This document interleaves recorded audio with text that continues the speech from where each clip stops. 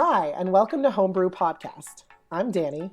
And I'm Jonna, two pagan friends exploring spirituality in the modern age, discussing everything from the super serious to the supernatural. We're queer. And definitely not so white. So please be aware that we are grown-ups who may discuss sensitive topics as they relate to our own experiences. That being said, we welcome and incorporate the experiences of our listeners. You can contribute by messaging homebrewpodcast.tumblr.com. Or by tagging @homebrewpagans on Twitter. And so, let's get into the episode. This week in this devotional thought, we talk about time. So I'm doing independent research into the concept of nostalgia. Nostalgia comes from the combination of two Greek words, nostos, meaning homecoming, a Homeric word, and algos, meaning pain or ache. Nostalgia was coined by a 17th century medical student to describe the anxieties displayed by Swiss mercenaries fighting away from home. At the time, it was considered something like an advanced homesickness, one that would cause fevers, malaise, malnutrition, and sometimes even hallucinations and seizures. Nowadays, it is considered less to be a clinical or mental ailment and more a way for your neural pathways to process your place in the time stream. Nostalgia is your brain's answer to identity. The question of who am I can be connected to who was I. Last week, I watched Zack Snyder's Watchmen 2009 in theaters. I hadn't seen Watchmen in theaters since I was 17 years old. So I sat in this theater and watched the theatrical cut of a movie that I have every single version of. Theatrical, director's, and ultimate cut. And I let myself think about what I was doing 11 years ago, sitting in a theater watching Watchmen. This exercise for me was the exact perfect demonstration of nostalgia at work in real time. Because at the same time, I am a 29-year-old queer educator, experienced and trained at working with students with developmental difficulties, behavioral issues, at-risk backgrounds. I'm an adult who is married, poly, and seeking responsible treatment for my neurological difficulties and my personality disorders. At the same time, I'm also a 17-year-old girl, still in a relationship I wouldn't recognize as abusive for years. I am so sure at this time that I will go to a very fancy university and be finishing a PhD in British literature by the time I'm 30. I'm not happy, and I don't realize that yet. I'm struggling with internalized misogyny and internalized racism, and I feel like I have to apologize all the time. Both these people are watching Watchmen in 2009 and in 2020, but also are both watching Watchmen at the exact same time. It was super wild, y'all. It was super fun, it was super neat, and it was the perfect way to understand the two classical components of nostalgia, homecoming and pain. Watchmen is not great. Certain aspects of the work don't age very well, either as a graphic novel or as a movie. It is hefty with racism. It treats women horribly. It uses absolutely unacceptable language for shock value. And Watchmen's surprisingly thoughtful treatment of trauma in all of its forms, sexual trauma, domestic abuse, childhood trauma, the horrifying ordeal of being known. This treatment was important to teenage Danny, who wasn't even named properly yet. So this outing, coupled with the research that I've been doing for this paper I've been writing, was really illuminating for me. And it reminded me that instead of thinking about time as so straightforward, the good times are gone, the future is now, the past is then, the present is here, the reality for me is that I exist as who I am now and who I was at 17 simultaneously, in a way. This episode talks about haunted places. So it's sort of fitting that I talk about this work, that I talk about Watchmen, which deals so closely with the concept of how the ghost of you clings. Danny, is that what you've been thinking about this whole time? Yes, that's all I think about ever. Yeah, that's awesome. You were working on, a couple of academic papers, is that right? Yeah. A couple of different things at the same time. So that's awesome. Thanks. Okay, so briefly, just to outline the rest of the episode, we're going to introduce a new segment called What's Cookin', which is totally cheesy, but we love the cheesy titles. I'm so excited for What's Cookin'. Yeah. We're also super excited to introduce our main topic this week, which is liminal spaces, haunted places. Please forgive my astonishingly bad voice. I'm recovering from sickness. I think it sounds cool. Thanks. Alright, anyway, and I'm gonna wrap it up with a spooky story at the end, which is only appropriate for a haunted episode. Hell yeah. Oh, what's cooking? Like, okay. It still doesn't sound better. So, basically, this week in devotional eating, Danny and I talk a lot about how food is such a big part of our, ritual practices, but not necessarily the way that we do it. So this is sort of going to explore this and maybe, chart the way that we continue that practice and the way that we change and develop it as we continue to learn. My intent with this, for at least our first one, was to be like, okay, I'm gonna set up an opportunity to, nail down this, ancestral, food sharing thing. This is what this means to me. It is so important to me that food is used to connect generations, connect us to each other in this life, and set up a tradition that we can carry on into the future. I wanted to eat with my family, but with meaning. But me and my sister have our ancestors. Her kids are gonna have different ancestors, and her boyfriend, who is pretty much integrated into our family now, has his own traditions and ancestors that he comes from. We all have our different interpretations of what it means to honor our ancestors, specifically through food, because we all come from very strong food traditions. And no matter how I tried to force this to happen, it just wasn't going to happen the way that I envisioned it. So ultimately, for 2 entire attempts to try to make this happen, we ended up just ordering food from IHOP and bringing it home. And that's how we did it. That's how we ate as a family. So I guess my takeaway from that this time is that, I don't know, it is what it is in a good way. I'm not going to be able to shape my family, shape my experience of family into something that I think it should be, rather than, just accepting it for what it is.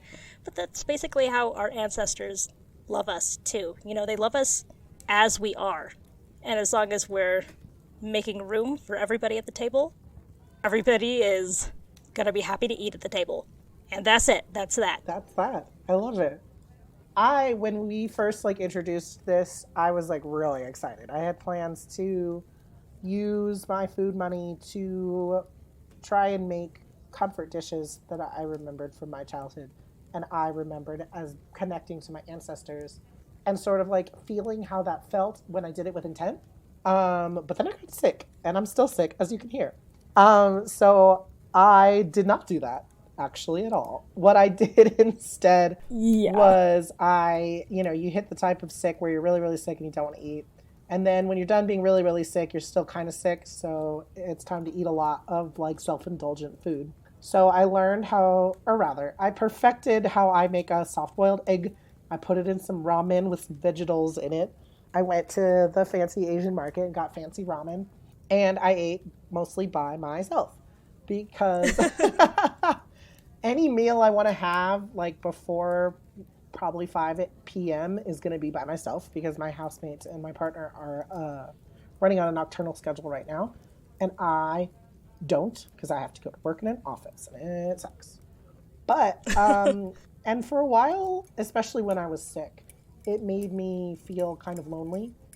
But this also gave me the opportunity to reframe the meals that I eat alone as from you being utilitarian, kind of a bummer, to being almost an additional meditation.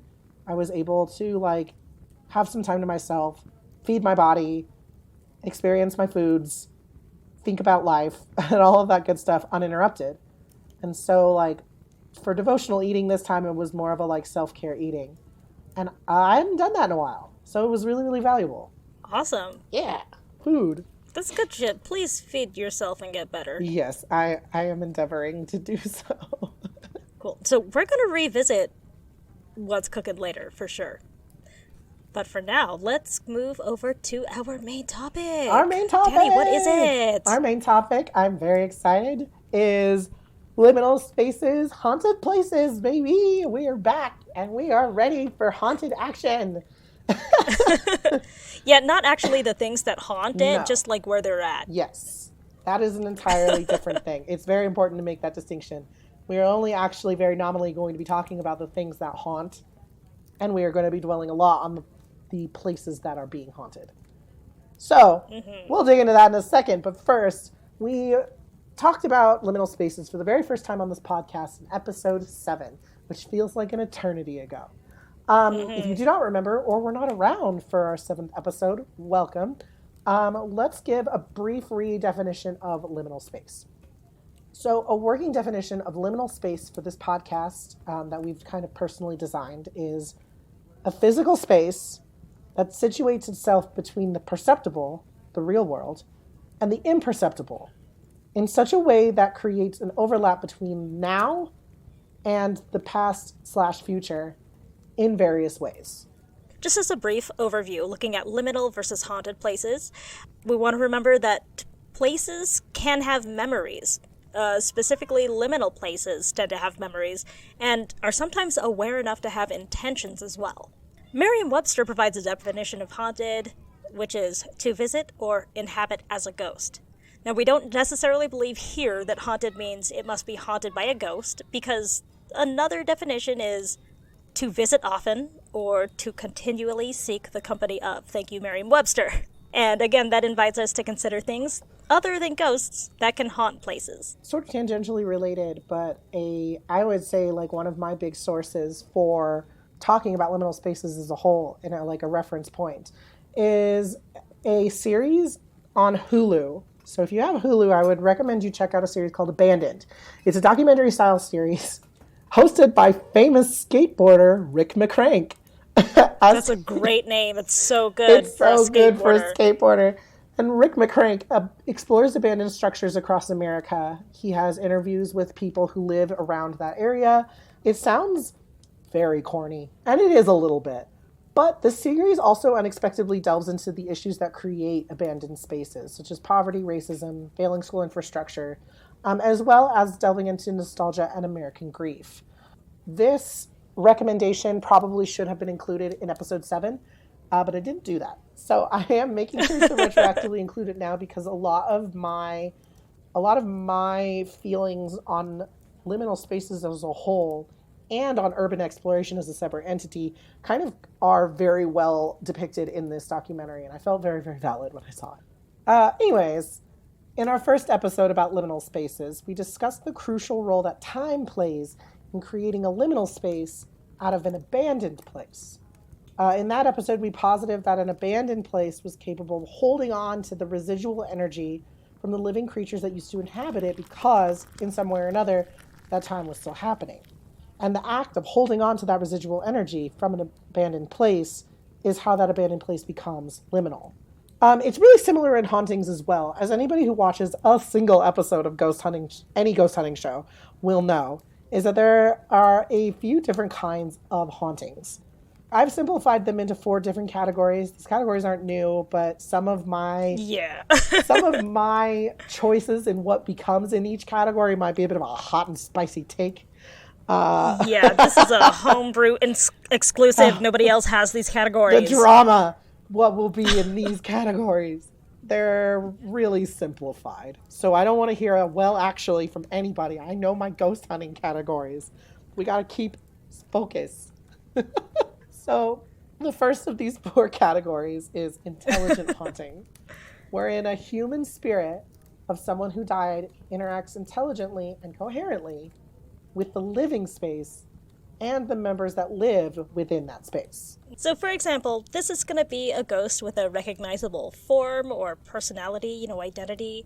Like, oh, Uncle Larry passed away years ago, but you can tell he's still here because he always liked the pepper shaker in a certain place and he always puts it back. Type of thing, Exactly, yeah. In contrast, residual haunting is a haunting wherein a human spirit, so we're still with humans, of someone who died repeats significant actions of its life within a familiar space but without any intelligence or awareness. So a good example of this is going to be, former Civil War battlefields, reliving traumatic battles, traumatic scenes, when it's triggered by maybe similar weather or passersby who happen to resemble the dead. Not necessarily trying to interact with those triggers, but sort of a reflection of what that land remembers. Right. So possession is the next category, and this is where we get into our not human categories here. So possession is a haunting wherein a human or a non-human spirit can adopt the space or the members within that space as a mode through which that spirit can interact with the living world. Now, as you might already know, Catholics went ham on this one. Okay. But, lots of other cultures have traditions of deliberate possession, and this could be a good thing. This can also be a celebrated thing, but, we don't always want to think of a ghost purposefully inhabiting a living body intending to take over there. You know what I mean? Yeah. There's other things that could fit in that category. All right. So our last category, and probably the most broad for the purposes of this episode, is the category of infestation, wherein one or more non-human spirits inhabits a place and interacts with the space with the intent on residing there permanently. That's our ghost pest control category. Yeah, that's obviously going to be like a whole lot of things. I mean, that's where we're going to throw in our devils and our shadow people, but also maybe spirits of the land that we may not be familiar with and maybe take issue with newcomers. You know what I mean? Mm-hmm. Definitely. So, for the sake of simplicity, I would like to deal predominantly with the first two hauntings. They are the ones that exclusively deal with human spirits, and I think will be the best way to keep us focused for this episode. In the future, I am sure we are going to expand our focus, but right now, let's at least start there. So, to loop back up to the concept of haunting and liminality, I want to also reiterate that we mean what we mean by residual energy. Both haunted spaces and liminal spaces separate deal with some kind of residual energy. A residual energy is the energy left over from a period of time that, in the case of a residual haunting, can replay itself with no acknowledgement of its changed surroundings. So I would argue that these places are liminal as well because of the overlap of a time loop and a time stream. In other words, time acts in two different ways in one place, stagnant and repeating, as well as flowing and changing. As pagans, we know that energy and time do not necessarily behave the way they ought to, as far as Western sensibilities would have these concepts. In fact, one experienced practitioner I know believes that gods are simply the conglomerate of shared ancestors, present worshippers, and future devotees. Goodness. Now, I had never heard of this concept expressed this way before, not until you said it, but as a Buddhist, hearing it expressed this way is like deeply satisfying, because that's one way to understand how we sort of view eternity and even the human experience. Because I don't know, in some traditions you might say that the concept as a god is exactly that, the accumulation of all of these shared experiences that sort of takes on a consciousness of its own, and because of that has a vested interest in our success and our lives. So, how is this related to liminal stuff? Nothing, I just liked it.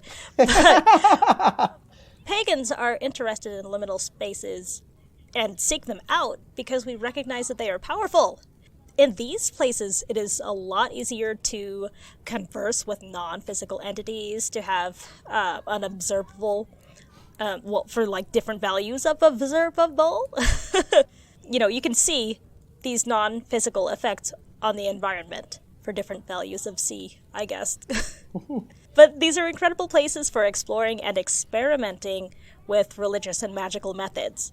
And especially for testing if your philosophies or theories or skills actually hold up outside of your meditation circle that you might have, to practice with or whatever.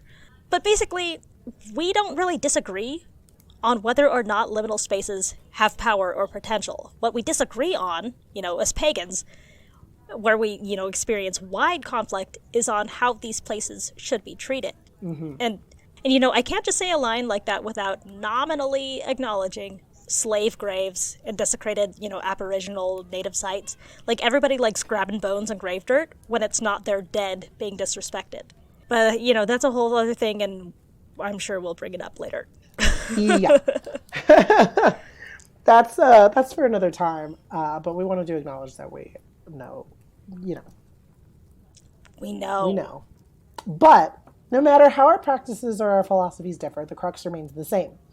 We understand that prayer, gods, our ancestors, our spiritual selves are not confined by the concept of time moving only forward. We know that we can, if we need to, interact with the past, present, and future all at once. And hauntings are essentially the same concept. The unique thing about a haunted place is that non-pagans have interacted with them enough throughout history that they're like almost a shared experience point.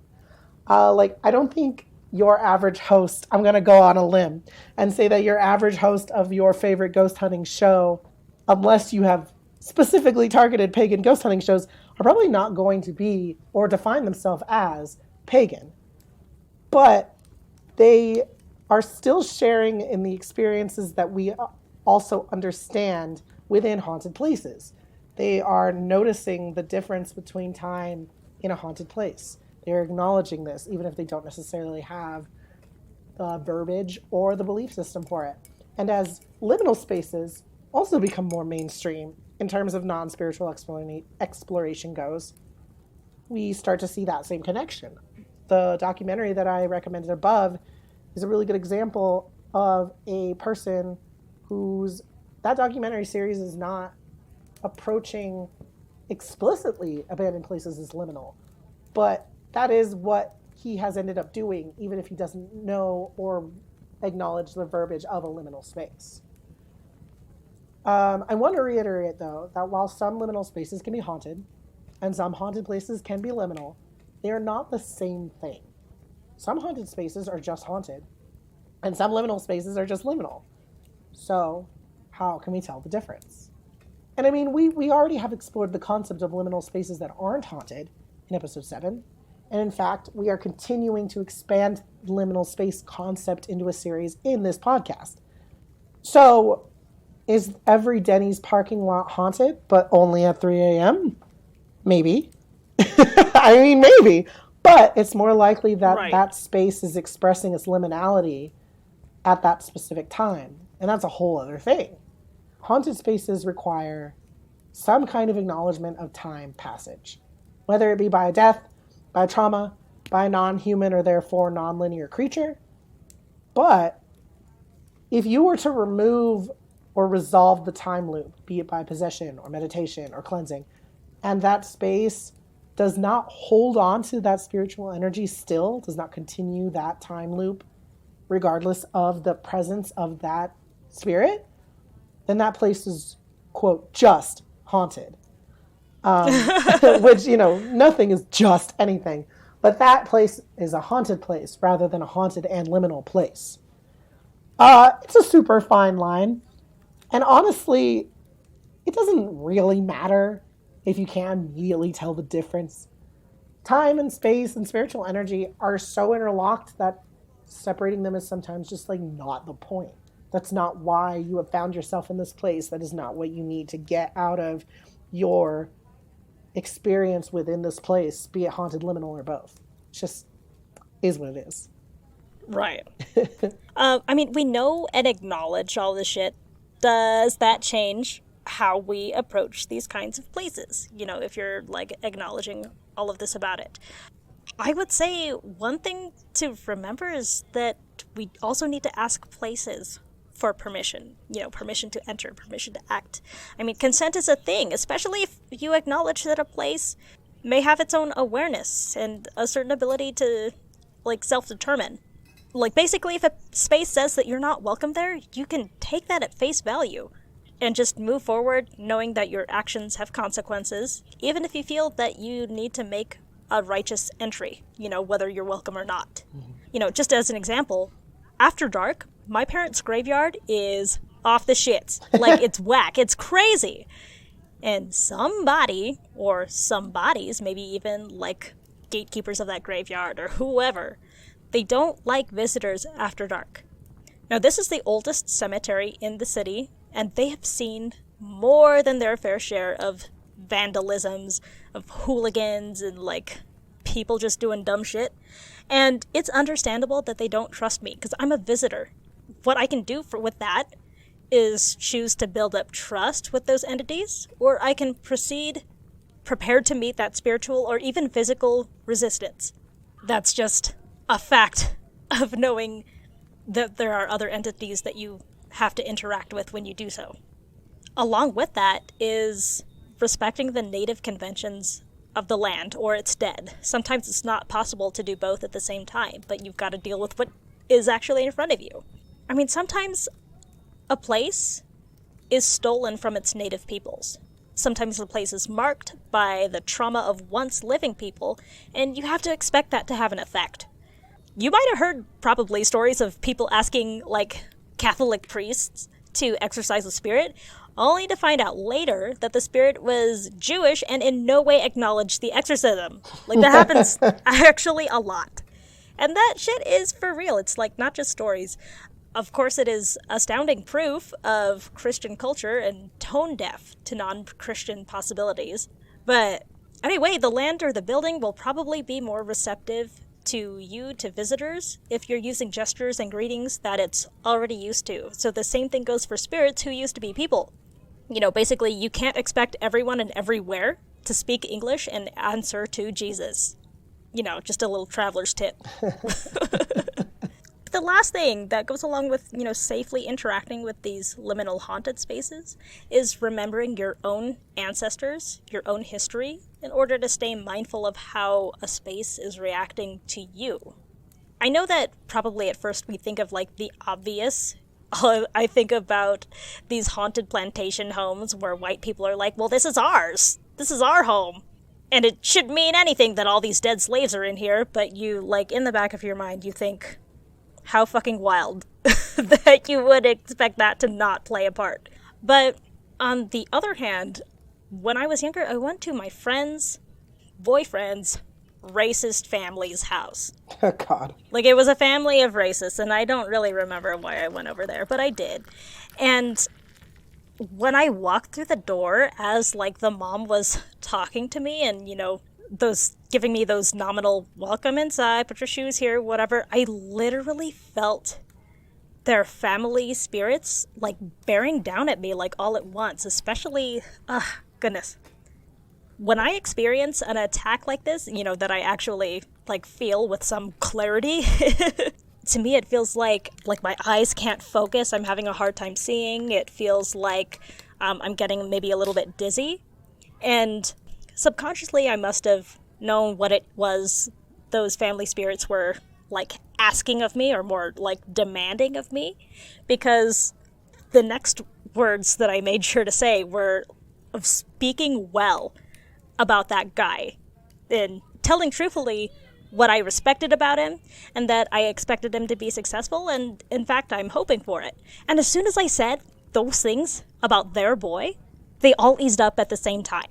And it was, like, only at that moment that I was able to look over at the definitely not an ancestral altar. You know, the kind with, like, that's like a table with pictures and mementos of family that's passed away, and it's right by the front door. Yeah. So, I mean, in that way, I really had to acknowledge whether or not their physical home was on land that had been taken from Native Americans, which it was. Regardless of that, I still had to acknowledge the family spirits that were there and working to protect the family that was living there at the time. So, important lesson, and probably, like, a great demonstration of, like, how you can encourage spirits to return to maybe a threshold and encourage them to guard it for you. But essentially, that's the point of this. You know, we're pagans, we're acknowledging these haunted and liminal places, so it's best to act like we acknowledge that. Mm-hmm. I like that. That's a good end. Jana, tell me a story, please. Send me a ghost story, Jonna. Here's an excellent ghost story for you from the Spooky Canada. Actually, that's not what it is. The book is called Spooky Canada. This is, in fact, by S.E. Schlosser, who has done numerous retellings of American folklore stories. This is sort of a reduction, which is available for free on americanfolklore.net, so definitely check it out if you're looking for some North American stories, even some Central American ones. So, this is called Le Corriveau, a Canadian ghost story. Marie-Joseph Corriveau was a beautiful but ruthless woman. She married a good-looking man, but soon grew bored with him. So late one evening, she stunned her husband with a blow to the head, then took a whip to his horse, which trampled him to death. The death was ruled an accident, and Le Corriveau was free to marry again. She was happy with her new love, at first. But her heart was fickle, and in time she cast her eyes on a handsome newcomer. So she took an axe to her second husband. But this time, she was caught in her deed and sentenced to death. Le Corriveau was hung for her wicked deed, and her dead body was put in a cage and displayed prominently among the highly trafficked river road. But what the authorities did not guess was that the spirit of this evil woman would not die as it should.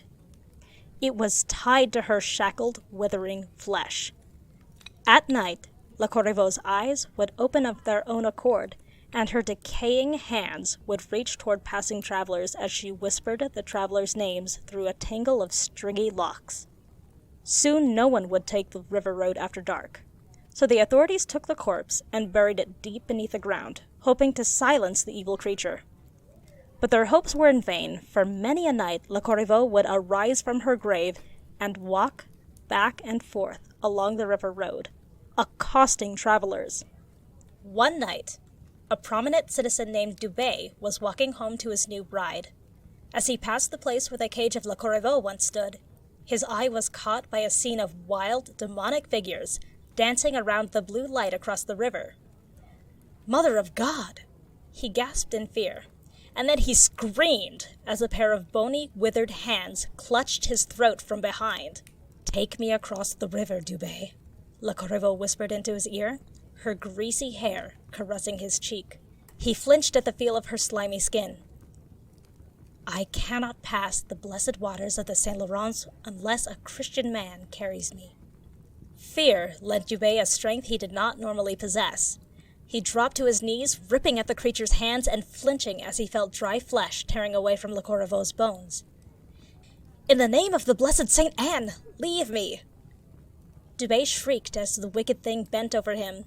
Then he fainted and knew no more until the morning, when his frantic wife found him by the roadside and woke him with her sobs.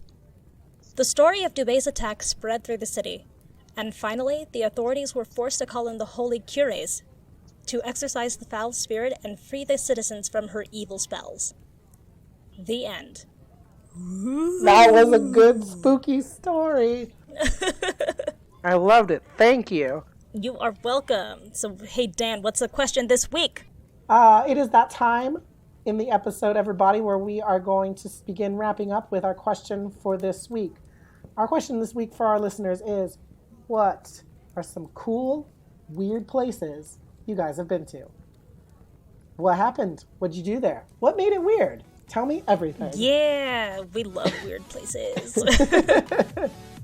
Okay, thanks so much for joining us this week, you guys. Remember to subscribe and share Homebrew with anyone else looking for queer pagan content. You can find Homebrew on iTunes, Spotify, and wherever you like to get your podcasts. New episodes are out every other Friday. A big thank you to Vexento for the use of our theme song, We Are One, and to the Miracle Forest for the background, The Magical Tearoom. Again, you can send your comments and experiences to us on Tumblr and Twitter with hashtag HomebrewPagans, as well as on our Discord, so look out for the link in the show notes. We are at homebrewpodcast.tumblr.com and at homebrewpagans on Twitter. Also, look out for our updates on our site, homebrewpodcast.home.blog. Thank you, everybody, and we'll talk to you real soon. Woo! Yeah! Nice addition of the Discord thing. That was so smooth.